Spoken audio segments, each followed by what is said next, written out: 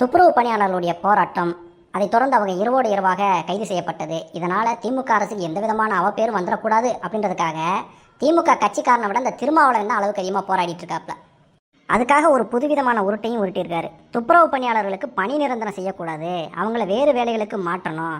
இந்த பணி நிரந்தரம் அப்படின்னு சொல்லுவதே குப்பை அள்ளுறவனே காலம் முழுக்க நீயே குப்பை அள்ளிக்கிட்டுரு அப்படின்னு சொல்லும் விதமாகத்தான் இருக்கு அப்படின்னு சொல்லி உருட்டியிருக்காரு. திமுக அரசினுடைய திருட்டுத்தனத்துக்கு எப்படி சாதிய அடிப்பில் முட்டு கொடுக்குறதுன்னு சொல்லி நைட்டு பூரா யோசிச்சுட்டு அடுத்த நாள் காலையில் வந்து இந்த கருத்தை சொல்லியிருப்பாருன்னு நினைக்கிறேன். துப்புரவு பணியாளர்களுடைய முக்கியமான கோரிக்கையே எங்களுக்கு கூலி உயர்வு வேணும், எங்களுக்கு நிரந்தரமான வேலை பாதுகாப்பு வேணும், எங்களுடைய வேலைகளை வந்து தனியார்கிட்ட நீங்கள் கொடுத்துடாதீங்க அப்படின்னு சொல்லுவதான் அவங்களுடைய முக்கியமான கோரிக்கையாக இருக்குது. அதைத்தான் இந்த திமுக அரசு செய்ய மறுத்துட்டு தனியாருக்கு தாரை வார்க்கும் வேலையை செய்யுது. அதுக்கு எப்படா முட்டு கொடுக்குறதுன்னு சொல்லி இப்படி சாதியோடு கலந்து அந்த விஷயத்துக்கு முட்டு கொடுத்துருக்காப்புல. இப்போ யாராவது பொதுவான ஆட்கள் அந்த தொழிலாளருடைய கோரிக்கை நியாயம் தானப்பா, அவங்களுக்கு நிரந்தரமான பணி வேணும்லப்பா, அவங்களுக்கு வேலை பாதுகாப்பு வேணும்ல, சம்பள உயர்வு வேணும்னு நம்ம சொன்னோம்னா உடனே இங்கே பாருங்கள் சாதியவாதிகள் ஒரு குறிப்பிட்ட சாதியினரையே வந்து நிரந்தரமாக அந்த தொழிலில் ஈடுபடுத்த பார்க்குறாங்க அப்படின்னு சொல்லி அந்த விஷயத்தை திசை திருப்புவதற்கு இந்த மாதிரியான பிட்டுகளை இப்பயே போட்டு வைக்கிற நம்ம குருமா.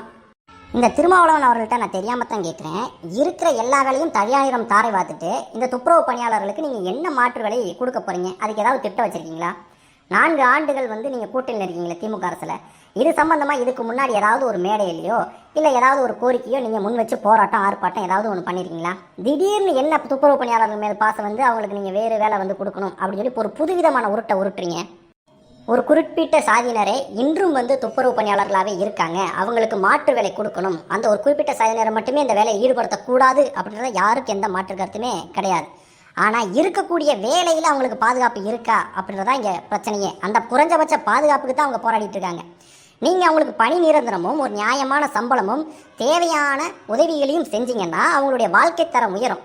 இன்று அவங்களால அந்த வேலையை விட்டு வெளியே போக முடியல, பொருளாதார நெருக்கடியின் காரணமாக அந்த வேலையில் இருந்தாலும் நாளைய தலைமுறை அவங்களுடைய பசங்களோ அவங்களுடைய குழந்தைகளோ மாற்று வேலைகளுக்கு போவதற்கான வாய்ப்பு இருக்குது. அதுக்கு இன்று அவங்களுக்கு நியாயமான கூலியும் வேலை பாதுகாப்பும் அவசியம். அவங்க பொருளாதாரத்தில் மேம்பட்டால் மட்டும்தான் அவங்க மாற்று வேலையை பற்றி சிந்திக்கவே முடியும். இன்றைக்கி நீங்கள் அதை தனியார்கிட்ட கொடுத்துட்டு அடிமாட்டு சம்பளத்துக்கே அவனை வேலை பார்க்க வச்சா அவன் கஞ்சி குடிக்கிறதுக்கே அவனுக்கு அந்த சம்பளம் பத்தாது. இதில் எங்கே அவனுடைய வாழ்க்கை தரம் உயர்றது, சொந்த வீடு வாங்குறது, எப்போது அவன் மாற்று வேலையை பற்றி சிந்திக்கிறது? இப்படி துப்புரவு பணியாளர்களுடைய நியாயமான கோரிக்கையும் அவங்களுடைய போராட்டத்தின் நோக்கத்தையும் கொச்சைப்படுத்தும் விதமாகவும் திசை திருப்பும் விதமாகவும் எப்படியாவது திமுக அரசையே காப்பாற்றணுன்றதுக்காக முண்டி அடிச்சுட்டு வந்து முண்டக்கூடிய அந்த திருமாவளவன் ஒன்றை நல்லா சிந்திச்சுக்குங்க. அந்த பட்டியல் சமூகத்தினுடைய வாக்குகளை வாங்கித்தான் இன்றைக்கி நீங்கள் எம்எல்ஏவோ எம்பியாவோ ஆகிட்டு இருக்கீங்க. நீங்கள் சொந்த இனத்துக்கே துரோகம் செஞ்சு கருணாநிதி குடும்பத்தை காப்பாற்றி அப்படி என்னத்தை தான் சாதிக்க போகிறீங்கன்னு எனக்கு தெரியலை.